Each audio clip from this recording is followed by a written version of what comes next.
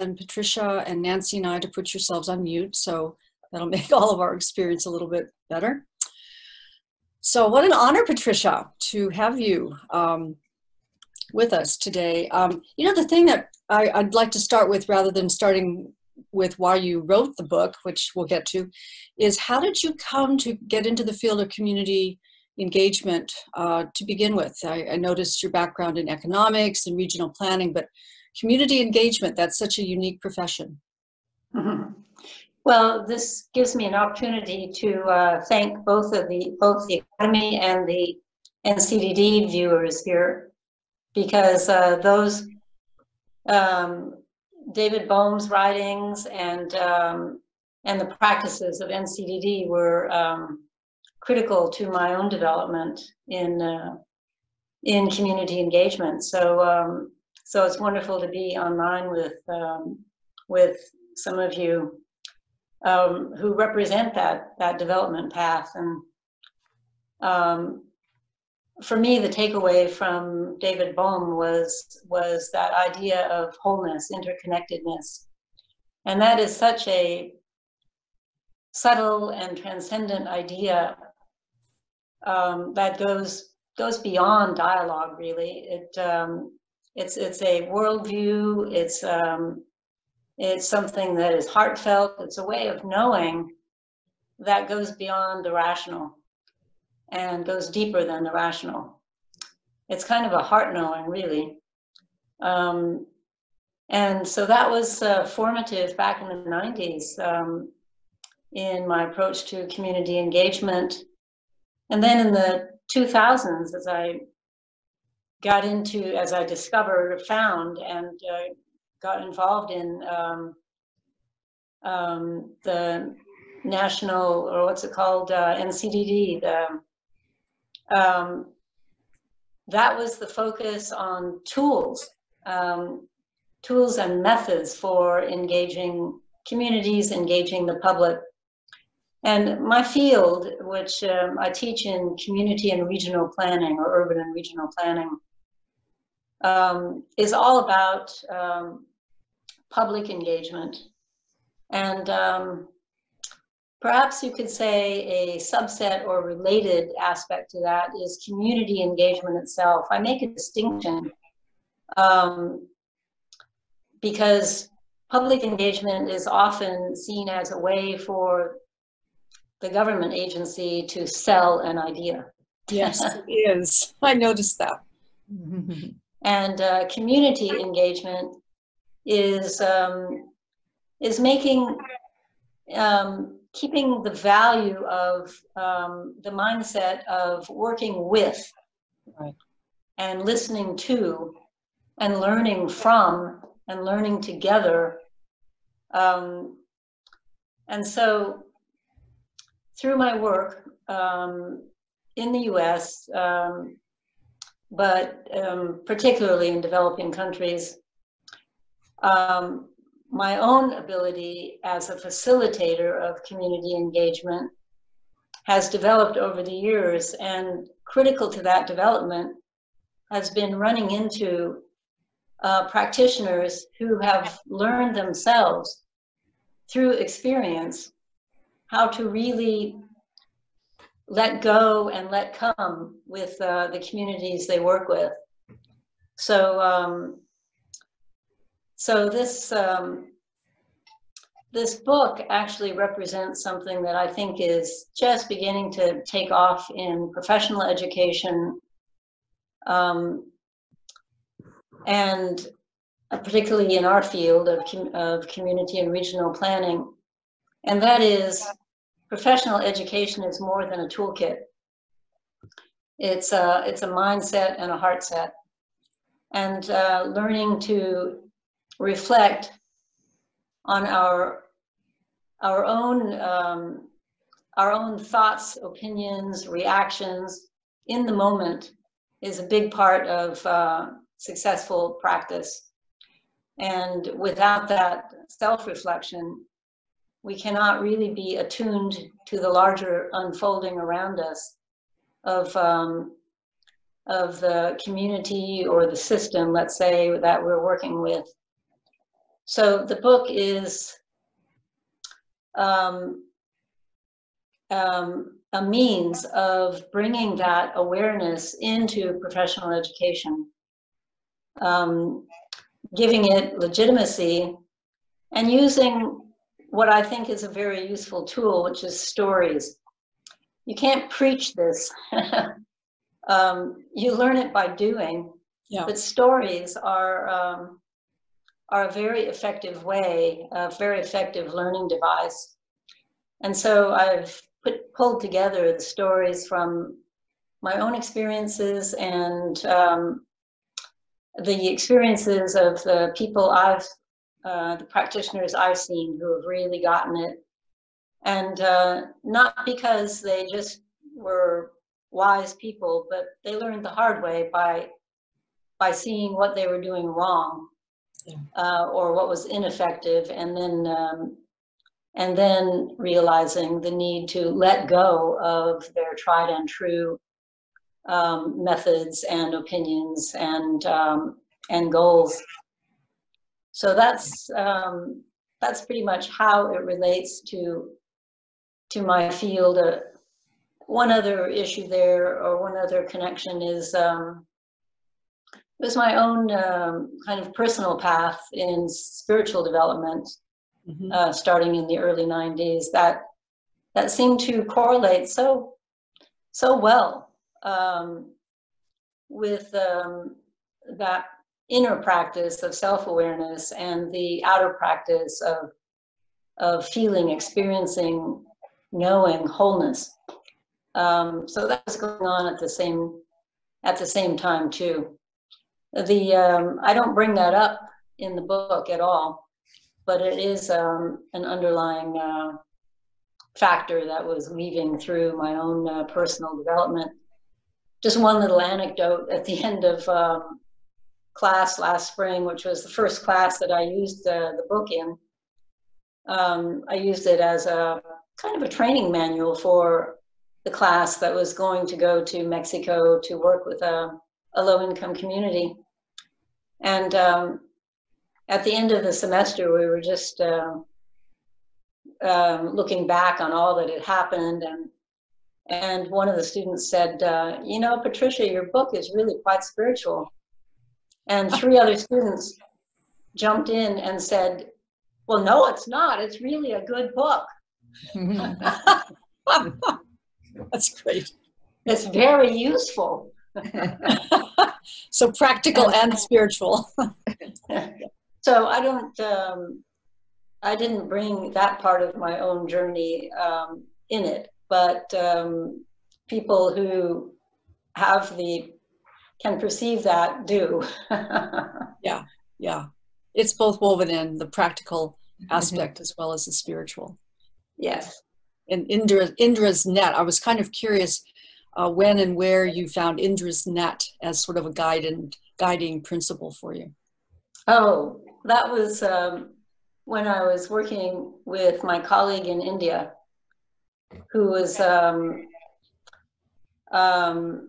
highly influenced by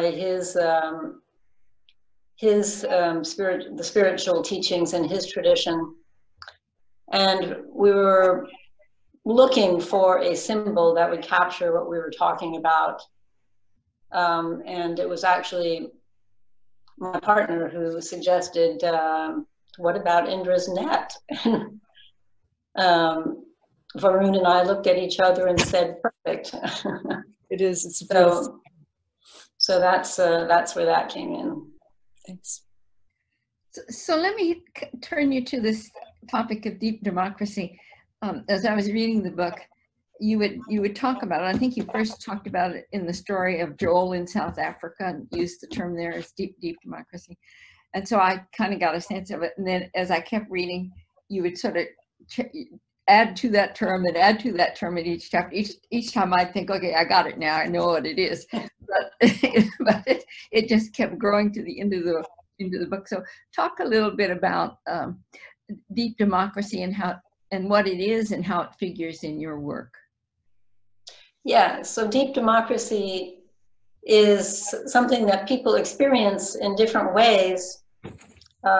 depending on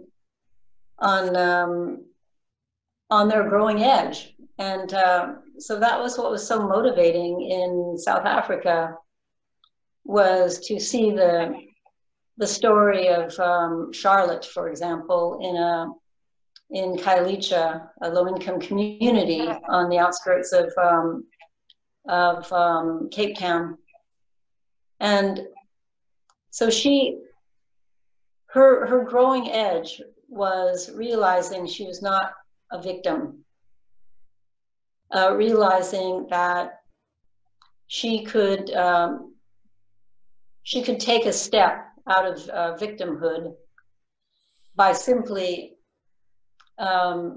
putting the word out to friends and neighbors to meet at the bus stop at a certain day to go and visit this nonprofit organization that was working with people like her.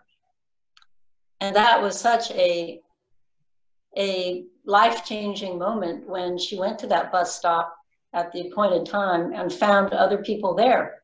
She had done that. She had found her agency. And so deep democracy involves finding our agency, how we can each make a difference, what is ours to do. And then as she went on, it was, and she developed a group of women who were doing the lending, the micro savings and micro lending to each other.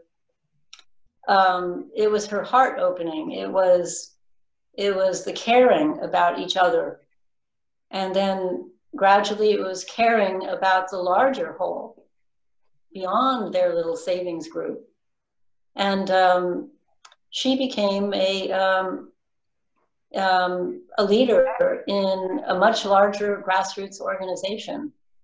So so that was her path of along her path of deep democracy. And for all of us, it is that we're not the isolated individual, and that we're not just a consumer making our consumer choices on the ballot at election time. That it is up to us to find our voice and act and sense that larger whole that we're a part of, to care. And so that is an underlying theme in each of these stories. Yeah. You know, I have a follow-on question to that deep democracy area. It seems to me that it would be much harder for those elite to develop that sense of deep democracy, right? I mean, you know, most of your stories are all about grassroots people finding it and finding their voice and their power and sort of the spiritual aspect of that and finding their identity through relationship, which is what I really got from that deep democracy area. But I would think for the elite, that's not so easy. Has that been your story? Each of these stories really focuses on the professional, the change, you know, the facilitator. Mm-hmm. And these are people with graduate degrees in many cases, and these are people with strongly held opinions of what should be. And take the case of Joel in South Africa. You know, he knew in his mind, he was a professional architect and planner and now community engagement person. And he was helping these people create homes in this outlying ex-urban area of Cape Town. And when they wanted to recreate kind of the middle-class dream of their own homes with a moat of land around them, as opposed to a more new urbanist vision of, well, creating space for retail, for community gatherings, they didn't want to he realized he couldn't sell that idea, because one of the things he learned was you start where people are, right, not where you think they should be or need to be. And that was also the learning of David in the Colonia in South Texas on the Mexican border. mm-hmm. You know, he had been a labor organizer in California with Cesar Chavez, and he came in with some hard-driving ideas of what should be. And he recognized that that story is about his learning process of letting go of his idea of what should be, and really sensing what was the next step for that community. And so he focused in on what they were interested in. That was learning English and getting their kids into and through school. But doing that, he developed relationships with them and could go on and do more things. But each time he had to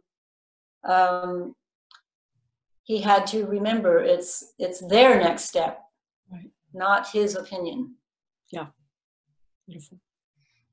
And Patricia, the book is also about your journey around that same issue you just talked about. And I just want to quote a couple of things from the book, because you in some places you're talking about yourself in the third person. Patricia did thus and thus. And at one point, and this was near the end about South Texas, you said, I used active listening to reflect back in a calm words that in a calm words their distress, but it was not enough. I did not get beneath the presenting problem. And later on, you say, I was focused on the end goal, the deliverables, rather than the buoyant energy field of the participants had created. That you, talking about yourself, conveyed anxiety, worry that they would not keep up with the schedule. So talk a little bit about your own journey to do that same thing of the putting down. Oh my goodness, there was a real disjuncture between my thoughts about, you know, the implicate order and the interconnected whole, and the everyday of how do you manifest or catalyze that awareness. And it was the story from El Salvador is the story of my first immersion into participatory approaches. And I was under the mistaken impression that it was a series of recipes to follow. But the inner element of the magic of the catalyst or the facilitator had eluded me. I didn't, but I became aware that I was missing that mística, as they call it in Spanish. And that is, well, it's the work on yourself there to be calm and confident and loving in the space of chaos or uncertainty. And that is so fundamental. So that was a big part of my learning journey. And I refer to myself as Patricia when I am talking about who I was then. It's not who I am now. So, but there were such deep learning moments for me, and then I, of course, emphasize that. The book emphasizes that. The students learned that before we went to Mexico. They even came up with their own mindful rules for action of kind of, they had read mine in the last chapter or two. They came up with their own about how to stay calm in situations of unknowing, of uncertainty, and to stay open-hearted in that. And every evening we could discuss that and debrief from the challenges of the day and celebrate the victories of the day. And these victories were often personal breakthroughs of, you know, I stayed calm when it appeared like chaos. And I kept my heart open, even though I really disagreed with that one man. I could see his point of view.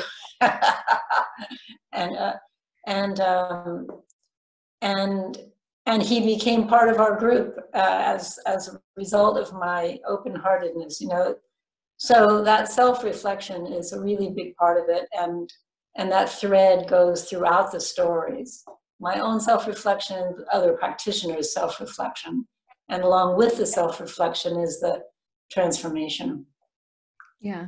Well, it is so it is so humble of you and open of you to share that story of your own journey in the book. I really appreciated your willingness to talk about what you had to overcome as well as what others had to do.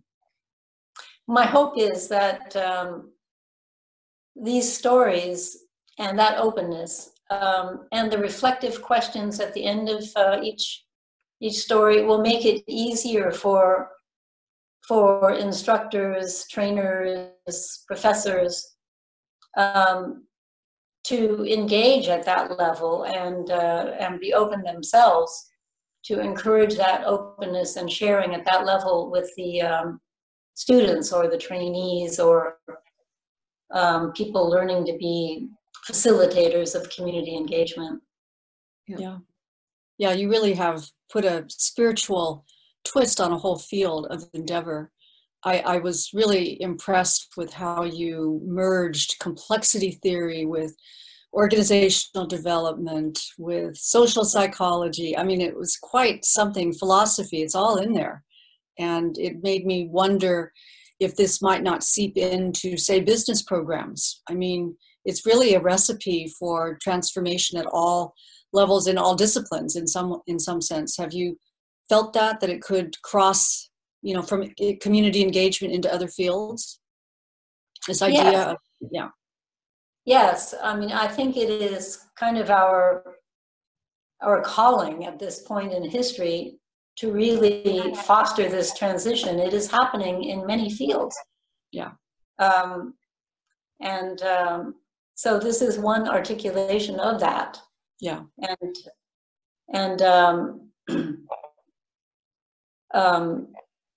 So it is in some way treading new ground, but I feel accompanied in this transformation. It's really our kind of our historical calling at this moment. Yeah. And I love your coining the term ensemble awareness. I mean, that really kind of comes from a jazz point of view, right? And it all seems to hang together with Otto Scharmer's presencing, with Bateson's, what he calls spiritual knowing, and then Boehm's implicate order, wouldn't you say? It all kind of comes from the same place. Yes, I do have a chapter or two in there that brings out the theory and the relevant literature, and you put your finger on it. Those come together. But for me, the lesson became embodied for me in that moment that I describe in the opening chapter, of where one of my students begins to sing in this old broken down church. And at first, you know, I could tell he was probing with his voice, and I'm wondering, what is he doing? What is he seeking? And then he found it. He found that tune or that tone that would resonate fully with the space of that old church and bring out the life of that church. And that's how he sang then. He made that space into a sacred space. He found the sacred in that space through his voice. So he was looking at the larger whole and seeing what he himself could contribute to bring out the best. And I'm telling you that there's nothing like an embodied experience of that to move it from the intellectual knowing to heartfelt, embodied knowing. Yes, yes. And also the shift from problem solving. That's really where most of us from the West focus our attention. You know, where's the problem, and then we're going to solve it, right? Oh my goodness, yeah. To what's the potential here. Right. Yeah. Yes. Yeah. It's that question of what is our value added, and we think, okay, we're experts in this, that, and the other thing. That's our value added. But really, and this is the message of dialogue, the value added comes first from listening and understanding what is present, what is unfolding, and what the generative edge is. So, so that's very different from fixing. Well, I was also taken with the term ensemble awareness, and in part because much of my background is a musical background, and for many years sang with small groups that were doing Baroque music, where if you had an operatic voice or a solo voice, you couldn't really work with the Baroque music, because you had to be listening always to the other voices. So I kept thinking of that as you talked about ensemble awareness, that how important the listening is as opposed to one's own talent or voice in that situation. Right. Exactly. I was also, you had so many terms in it that were really wonderful, but at one place you said the facilitator becomes the instrument of change, not the wielder of the instrument, which is really a nice phrase. Can you say a little more about that, being the instrument of change, not the wielder?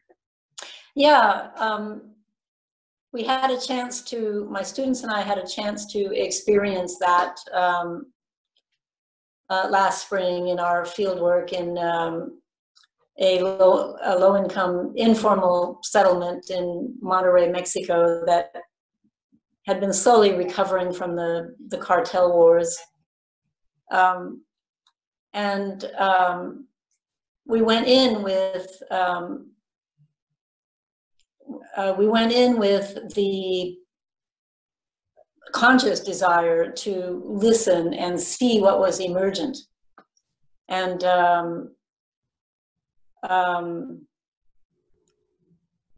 it left us, you know, unlike most studio courses, you go in with a plan, you go in with a beautiful finding, you know, or results that you can write up and present at the end of the semester.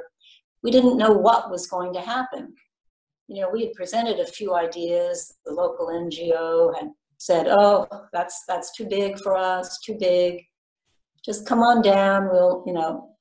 So we were there in the moment, seeing what was possible. And where the next step was for this community and its organization. So when, in that mindset, what unfolded was better than we could have planned. Mm. And as a result, and this is really critical, the result was the changes that happened as a result of those 9 days in the field with them became owned by the local community. And on our last day in the field, they said, can we create a WhatsApp group with you so that we can show you what we do afterwards? So that WhatsApp group is still going 1 year later. And they are so proud of what they're doing. From a non-organized, you know, kind of passive acceptance of what was, this part of the community is now organized and very proud of what they're doing. And so we come back and tell our colleagues, well, what is it did you do? Well, we helped them turn a dump site into a children's park. Oh, isn't that sweet? And but that was just on the visible side. The invisible was that community now believes in its own ability to make a difference, and their own agency, and they are still going. You know, that former dump site is even more than just a children's playground. They use it in the summer for summer lessons for the kids. They and they've learned to work together, and they've learned to create together. So they are a working group now. They own the results. And I will say that is a major factor in when we evaluate the validity or impact of our work, is we want to see if the people we worked with own the results and continue on, continue the spiral. And so that to me is the source of satisfaction. And along with that comes the relationship. We are still related, and as soon as the travel bans are over, we'll be doing another field course with them, either in the fall or the spring, because we have an ongoing relationship with them. So that one of the curiosities I came away with from the book, Patricia, was, so could they have done it without the facilitators? In other words, you're saying they did it themselves, they feel like they did it themselves, but yet in each case the facilitators were there. So help me with that issue. What do you bring? The presence of a facilitator, an outside facilitator, creates some interest in a community, sometimes anxiety, and often, and we were asked this multiple times, what is it you're going to give us? Because the assumption is some group coming from the outside is there to do good, and bring resources. And every time they asked us, and it was multiple times, they kept grilling us on this. We said, nothing. We're not here to give you anything. We are here to work with you on what you choose to be important. And so, for one, they said to us, we hadn't felt that level of respect before. So we bring respect. And we had never been heard that well before. And so it's the listening. Yeah. And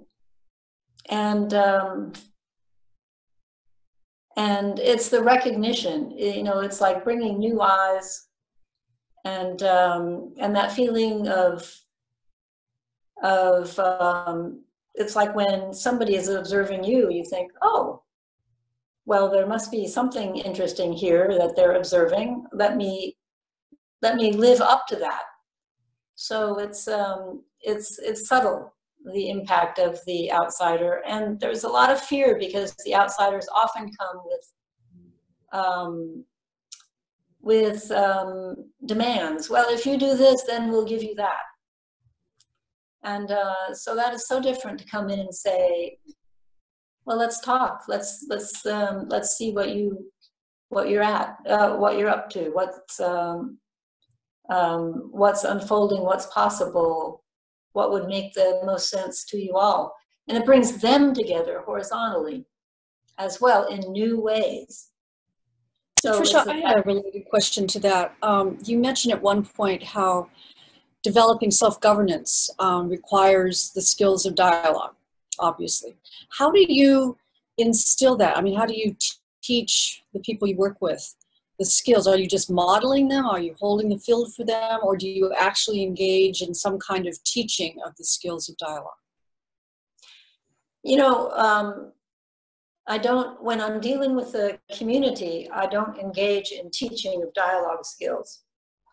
When I'm dealing with facilitators or my students, I will stress and impart dialogue skills, and not by lecturing so much as giving feedback on our sessions. Mm-hmm. giving guidelines for intentional presence and engagement, and then having a review at the end of when did you feel heard, when did you not, when did you really play a role in bringing out what was being said so that others could see. How was your attention level, your listening? And when the two of you were talking together, did that person, did you feel heard? Right. You know, and so that kind of feedback from doing, it is, so you can call it training. Yeah, training by doing is what I'm hearing. Modeling, training by doing, and reflection. Right.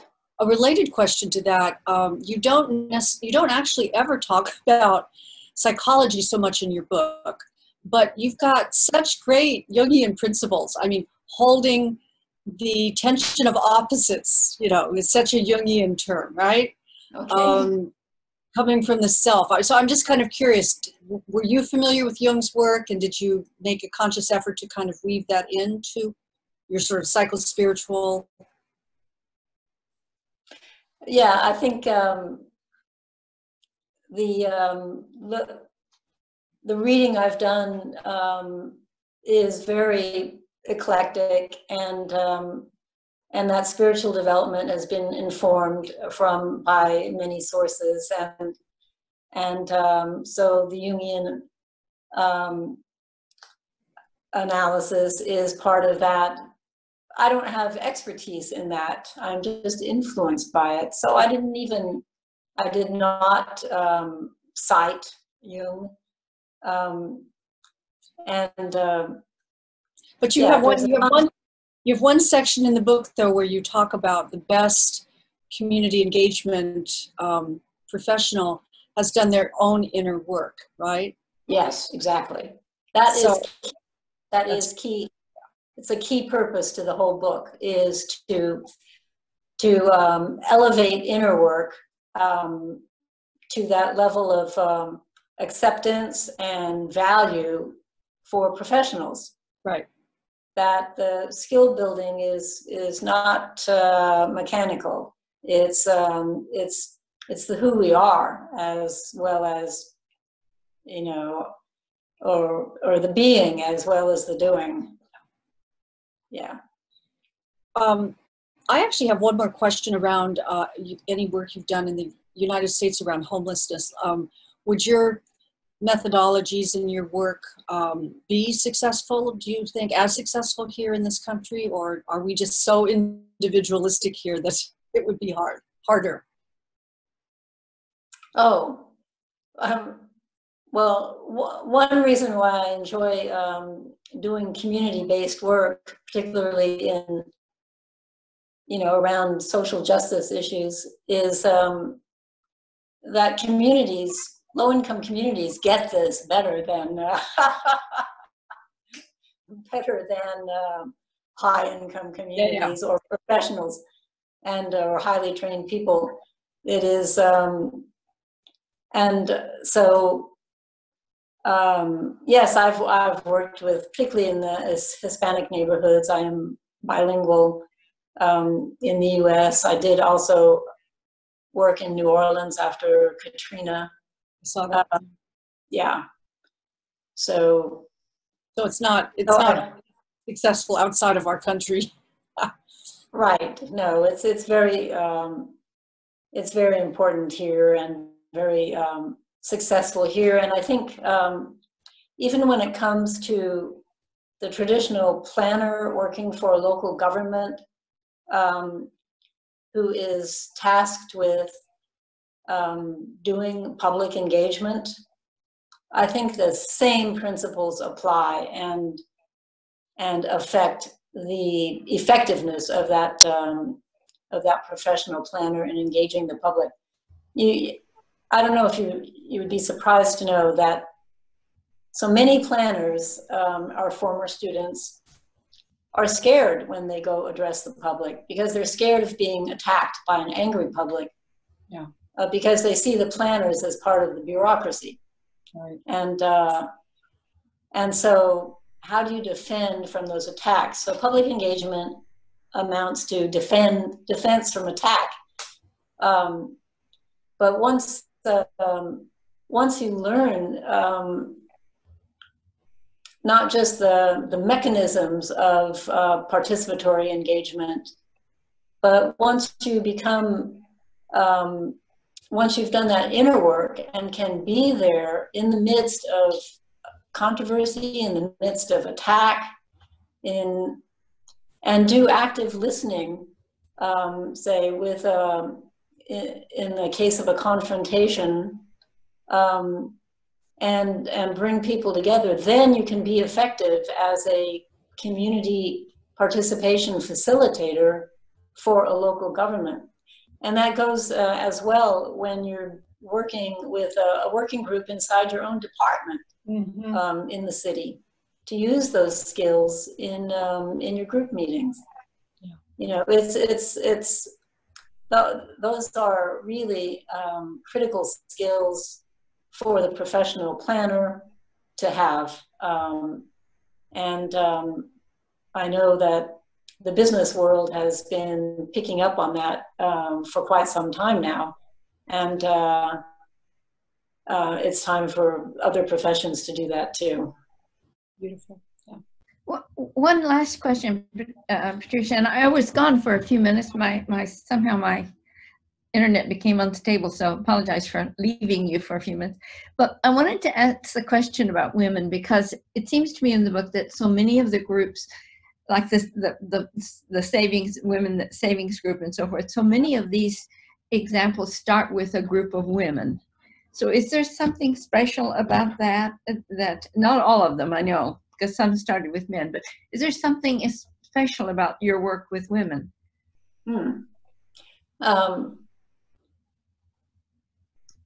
Yeah, it's women are, what I can say is it seems like it's easier to engage with women's groups at first because they're open to the ideas, or that idea of the heart engagement, you know, the heart opening and the nurturing idea, and so it is very it is a lot easier to work with women's groups than men's groups at first, but I would say that the reaction I've gotten in not only in Monterrey, Mexico, but elsewhere, and for many years of work, the men also come on board, but there's a reluctance there that needs to be addressed, and so I think you've put your finger on something. There is definitely a gender issue there. I do not give up on the men. Yeah, and it seems to me that I know some of the times you said the women started and then brought the men in, that kind of thing. Yeah.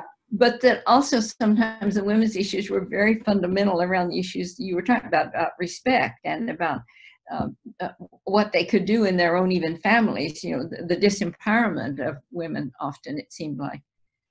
Yeah. Yeah, it's the issue is present in U.S. communities as well as communities in the so-called global South, and there's the change, however, is happening, and I find the women leaders to be very powerful, and women's groups to be very effective agents of change. So we're going to ask now for Bobby to put us in in these small groups. And Patricia, I think you'll be in a small group as well. So to have a conversation for about 20 minutes, and you'll get a notice right before, like 1 minute before you need to come back to the full group. So unmute yourself so you can talk in the small groups. And think about what Patricia said, what struck you, what interested you, your own experiences related to that. Just have a good conversation among yourselves, and then we'll come back together in about 20 minutes. So Bobby, Okay. Send us into our groups. Nancy, can I have the video back? I think that's on your side, Rose. You'd have to Well, turn it on yourself. Okay. no, I can't. It says the host has stopped it. Yeah, I think they were turned, the video was turned off and now we can't turn it back on. It says I'll do that now. I think Bobby's going to I'll have do to that now. Okay, great. Thank you. Yeah, I can't do it. Bobby's going to have to do it. No, it's not. Thanks, Rose, for letting us know that. Okay.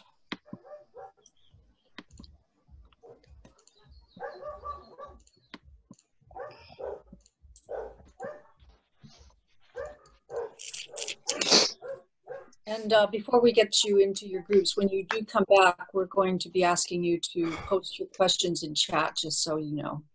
There'll be some time for that. And then we'll be calling on you to actually ask those questions to Patricia. There everybody is. I was wondering where everyone went. Okay. Yay.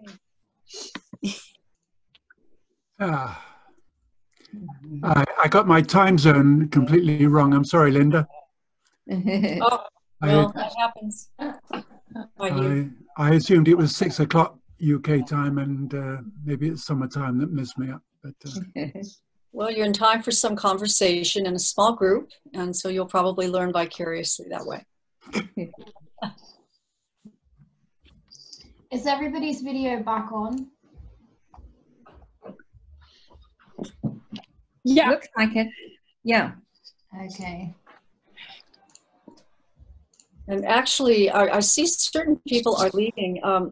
We're going to ask people to smile for a screenshot so we can post your wonderful faces on our website. Bobby, this would probably be a really good time before we go off into separate groups, just in case we lose people. Sure. So maybe give us a 1, 2, 3, and we'll all shine our happy teeth to you. Okay. So 1, 2, 3. Everybody smile. Thank you. Thanks, Bobby. And are you ready now to put us in groups, Bobby? I am indeed. Okay, thank you.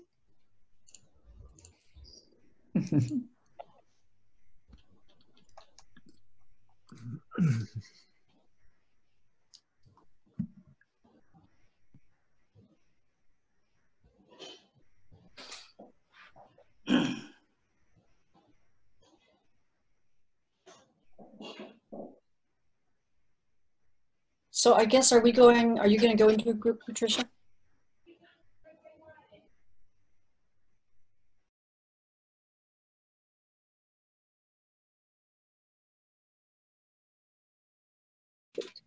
yeah. We're all coming back. All right. So I'm going to put on some, hopefully nice background music. I hope it's nice. I haven't listened to it, but I think it's nice. And I'm going to ask you to write questions for Patricia in the chat box. And we're going to give you about 10 minutes or so to write your questions in the chat. And feel free also to make just comments if you'd like to do that as well. We're interested in sort of what you heard that was important to you. Right, and then we'll call on you when we're done. So. And to that end, if you'll all leave your microphones on, then we can say, will you, Mary Jones, will you ask your question? Then that we'll be able to hear your voice. Ooh, too loud. Lower that. There we go.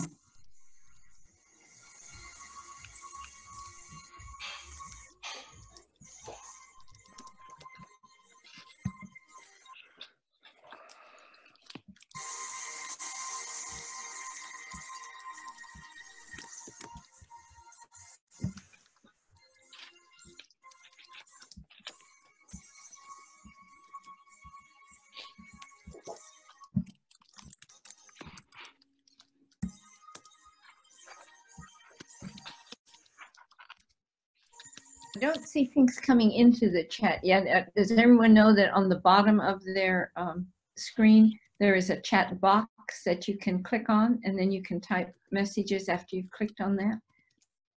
Are we sending it to everyone or to Bobby? Let's send it to everyone. Right, thank you. Yeah.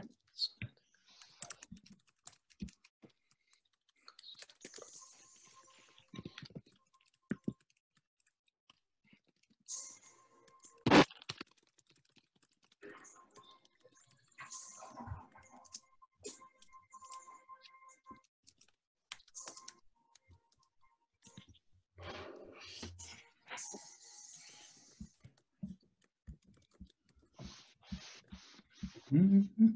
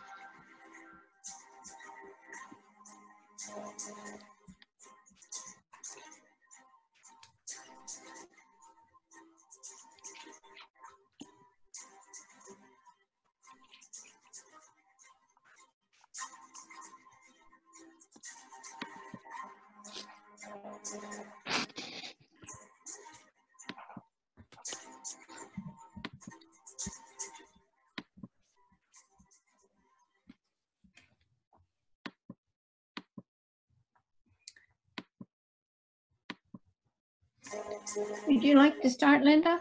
Sure. Turn off the music.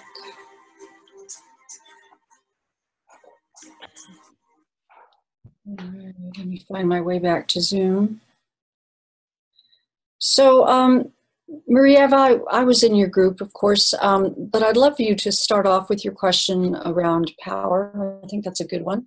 Would you go ahead and just kind of ask your question or your comment? Yes, I was wondering, Patricia, if you, when you have worked with a small community, a grassroots community, and the community is really together and want to accomplish things, at one point, in order to be able to do that, they don't have all the power that is needed. So we have to reach another level of community. And this level of community is in another one. So I was wondering if you had experience of working very well with the grassroots and then suddenly hitting that place where they can no longer function if they don't reach out to another level of community. And then what happens then? Do they lose the sense of togetherness? Do you have to reconstruct? Do you have to restart? How does it happen? Yeah, that's what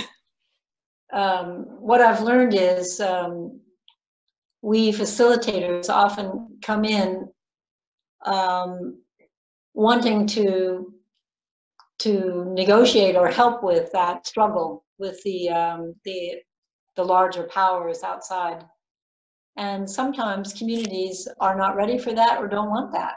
It's not on their agenda. They like the safety of anonymity for their community, their neighborhood, their barrio, or whatever. So finding out when the time is right to engage outside authorities is very important. So what I'm saying is sometimes we have a bent, we the outsiders have a bent towards wanting to jump on that one. And sometimes the community is not ready for that, and they want to find their, develop their internal strength first. But yes, I had a 5-year project in outside of Mexico City with 2 informal communities and the local public sector, and the way we approached it was a personal approach. Actually, we had representatives from the public sector agencies participate in our dialogue and facilitation workshop, which then they got to practice with the communities where they were working, and the results from that at a very personal level. So it's not structural; it's personal. They realized that by seeing the community members as equal humans, that a new relationship developed of openness and communication, and they were quite profoundly changed by that awareness. Well, I wanted to see what would happen if they could take that awareness back to their public sector agencies. And so we did interview follow-ups with 20 of them, and found that it was very difficult for them to influence how their agencies did business with the low-income communities.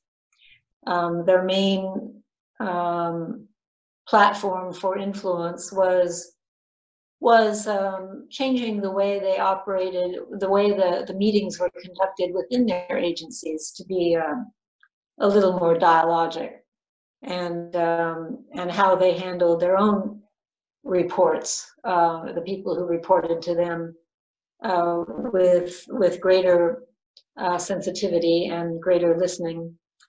But to change those power relationships is a tall order, and especially in a highly politicized environment, as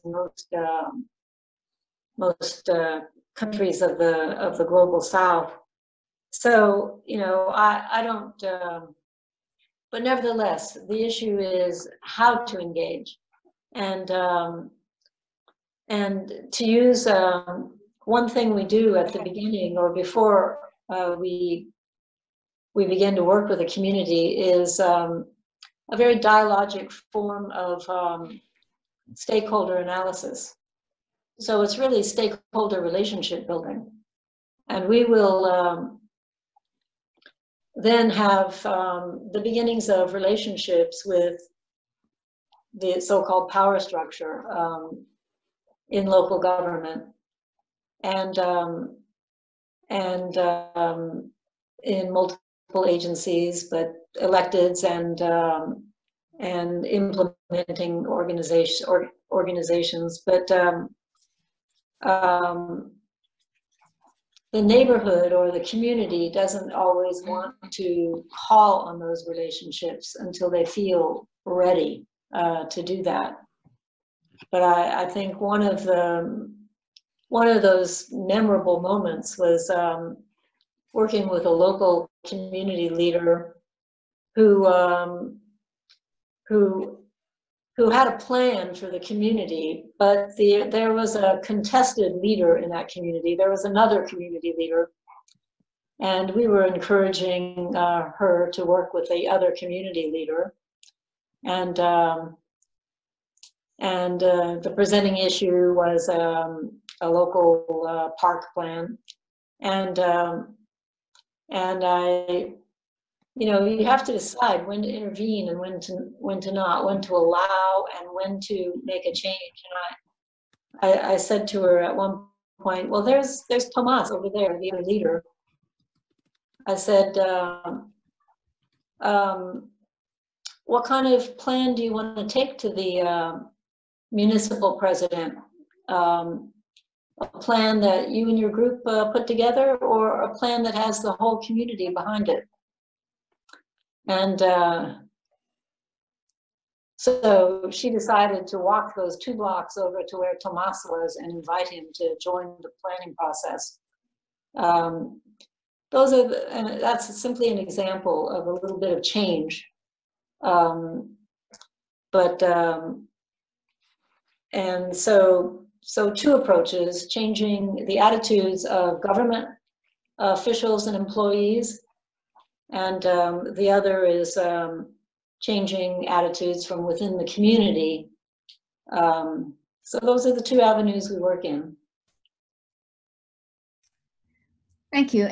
And Johnny, you had a question. Johnny Jury, would you ask your question? Patricia, thanks. I really enjoyed listening to you earlier. My question is, what is your definition of a community? It's quite an open question, but I can see 1 or 2 people have kind of alluded to that as well in the questions. Yeah, it's one that we haven't had to, it's one that seems to work itself out without a lot of angst. There's usually a territorial definition to it, and as well as a social, economic, psychological element to it. And the interesting thing is how to initiate an engagement with and I focus on, we focus on low-income communities. So you don't know the territory when you walk into a community of whether the community leaders really represent the community or not. So you're doing a lot of talking and exploring to begin with. And then we only go into communities that have given us an invitation. But as we've learned from experience, that invitation may be coming from only a faction in the community. So it's very tricky territory to negotiate that. But in a quick answer to your question, how do you define community? It's social, economic, and territorial. Thank you. Maya, I think it would be an appropriate follow-on question to bring up your question around sort of the negative connotation of community. Could you ask that question and give a little background to it? Sure, thank you, Linda. Yeah, I was just, thank you so much for your presentation, Patricia. It was truly enjoyable. And one of the things that I kept on mulling over in my mind that I still cannot really quite come to terms with is that where I come from, the concept of community has been discredited over time. It has become almost vilified because it is associated to a concept of community that was somewhat imposed during the communist period. And then it was further destroyed throughout the conflict and the war, during which and after which the social trust bonds have been completely broken down. So now the concept of community, even if I use the word in the context of former Yugoslavia, it sounds either negative or foreign. It sounds like I'm trying to introduce something exotic, like pineapple, to a country where it doesn't grow. So in that sense, I'm just wondering how, before we even engage in community building or community reconciliation even, how does one resurrect, or I wrote define, redefine, legitimize, resurrect, or maybe rehabilitate the concept of community? Because I have a feeling that we should first come together to together define who we are. This is a really huge issue, especially in areas that have suffered from violence, and the territorial definition of community may be an empty ghost, you know. And so in the case, for instance, of Cerro de la Campana in Monterrey, Mexico, that community, that territory called Cerro de la Campana became a no man's land during the cartel wars, and people are gradually started moving back, but with much fear and suspicion.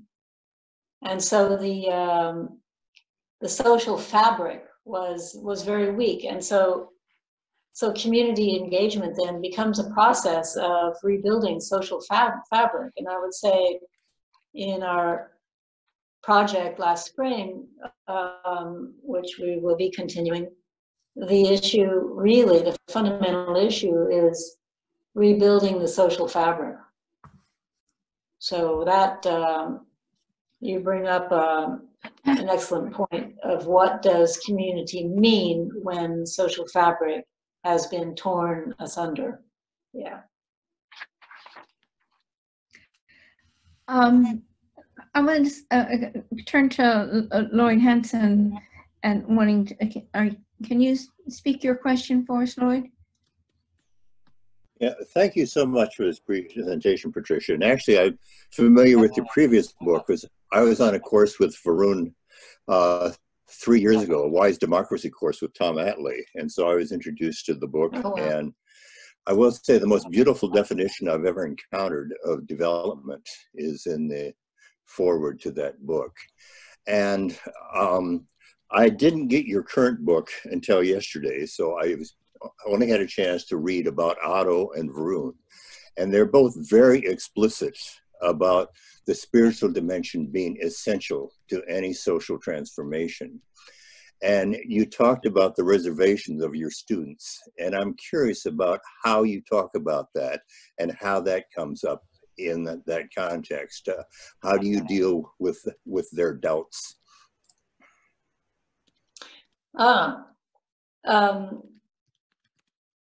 Well, it becomes very pragmatic, especially when you're going to the field to work with a community and putting yourself at risk, being vulnerable with them.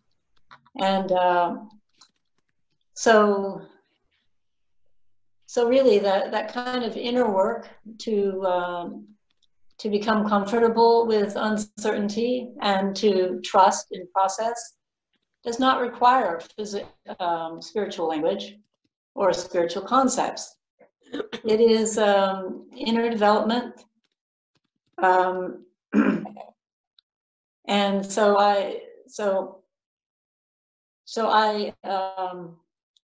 people who can connect that to their own spiritual work do so.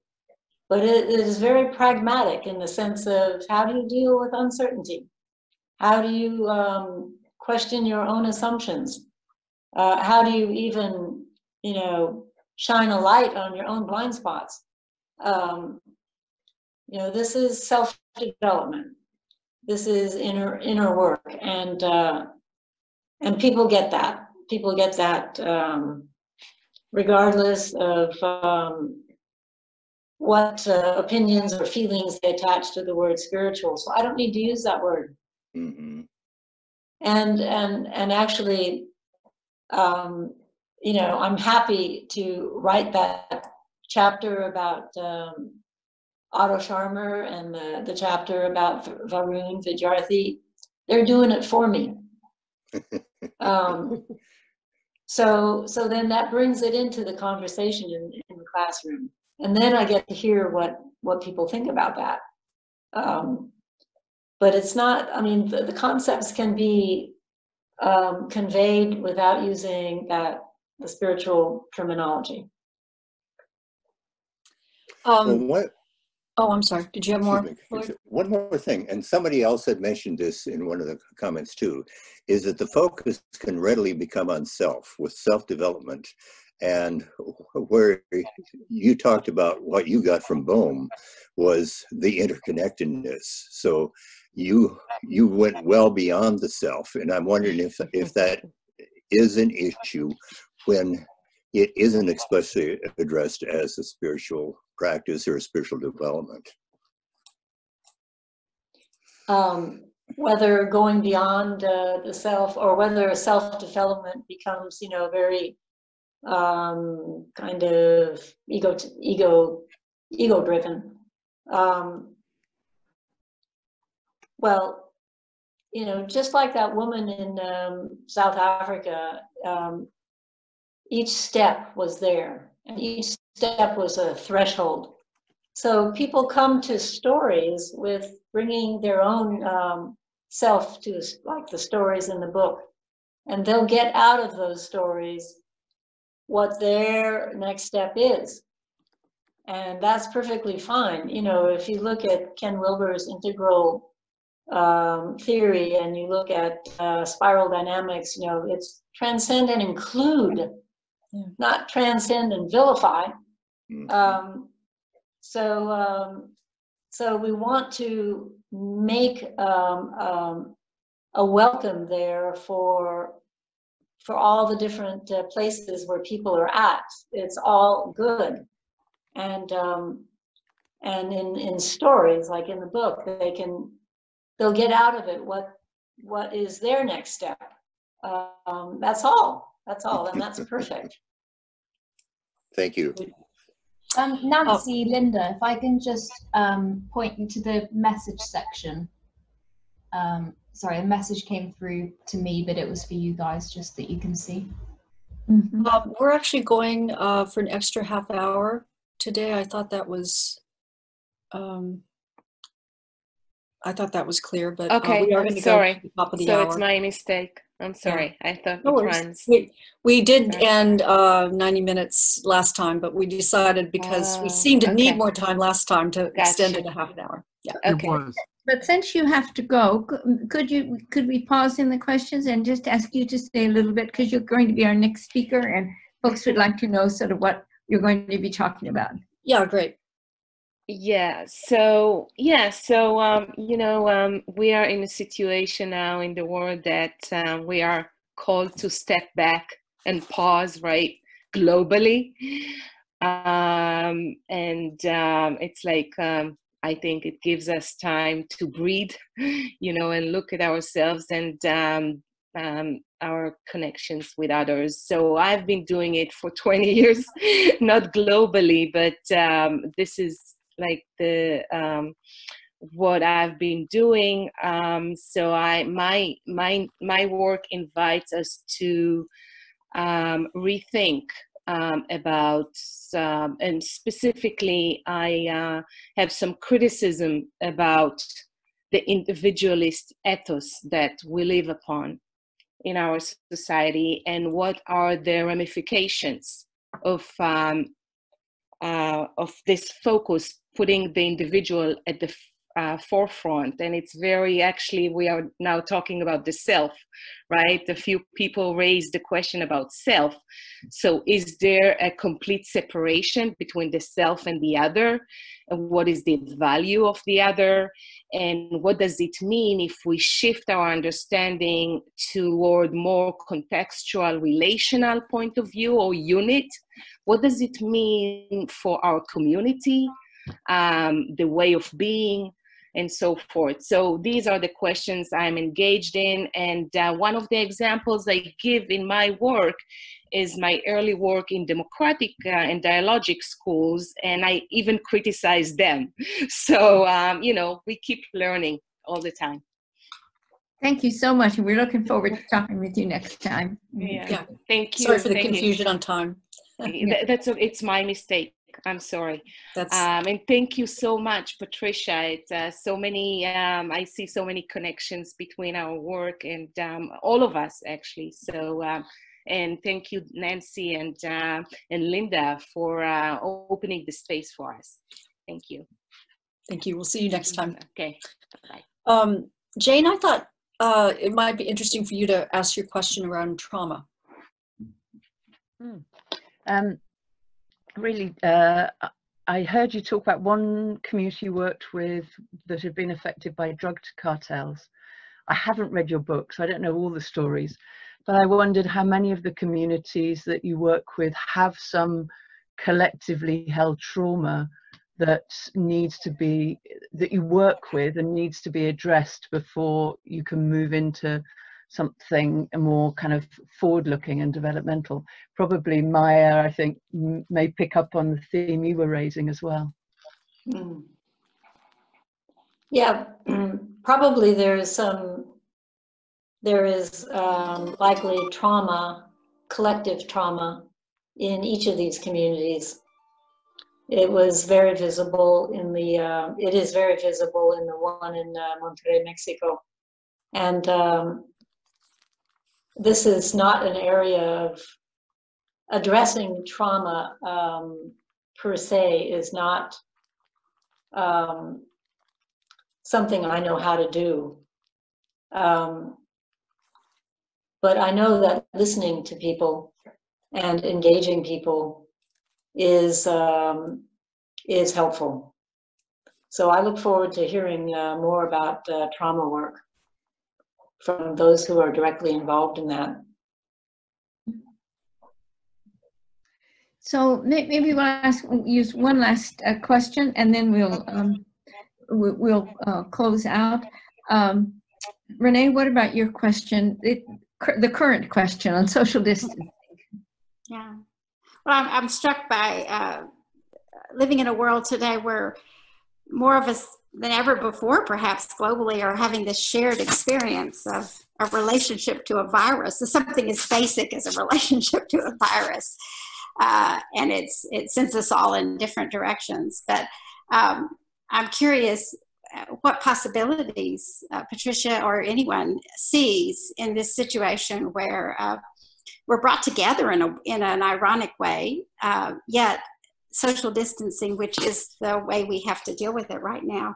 What generative possibilities exist in this ironic situation we find ourselves in? Well, I can offer my opinion on this and my hopes on this.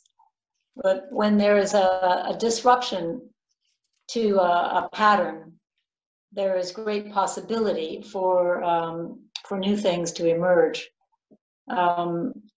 It is my hope that this experience of a new kind of solidarity, despite the social, it's physical distancing, but social solidarity, really, facing the same thing, even with the vast differences in our capability to engage, to face, that we're facing in very different ways. But I think the hearts are open towards people suffering. And I think those of us who are not suffering so much from this are seeing the benefits of a more relaxed and balanced lifestyle, and not so frenetic. We're seeing how much we consumed before, and do we really need to consume all that? And we're seeing how can we help. I think a disruption like this can be very useful, and I hope that we do not lose those positive messages or learnings from it.